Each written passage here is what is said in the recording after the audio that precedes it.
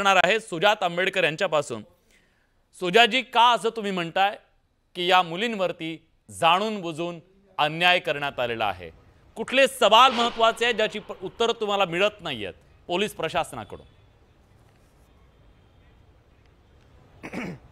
हे बघा, आतापर्यंत आपण जितके पण प्रकरण बघितली, जितके पण केसेस बघितले, आपल्याला असं दिसतं की जेव्हा एका सासऱ्यांकडनं छळ होतो तेव्हा एक मुलगी पळून जाते, तेव्हा तिला शोध घेण्याचा प्रकार होतो।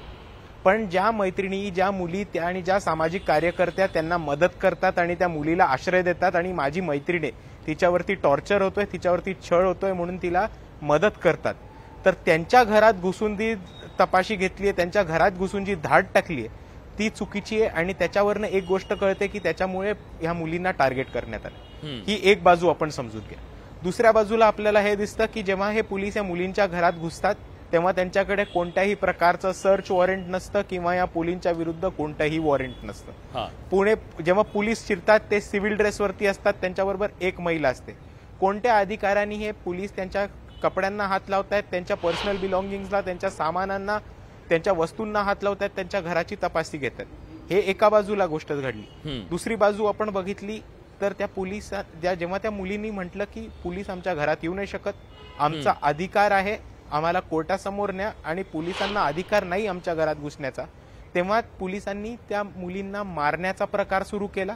त्यांना जेव्हा त्या मुलींची जात कळली तेव्हा त्यांना जातीवाचक शिव्या देणं सुरुवात केलं। त्या मुलींना उचलून पोलीस स्टेशनमध्ये नेऊन घेतलं।